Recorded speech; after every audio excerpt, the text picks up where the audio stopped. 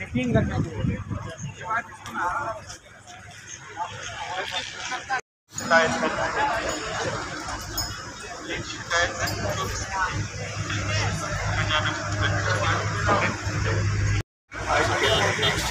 गैर मुतल का जगह पर मार के गाड़ी के लिए इंतजामिया जिम्मेदार नहीं होगी।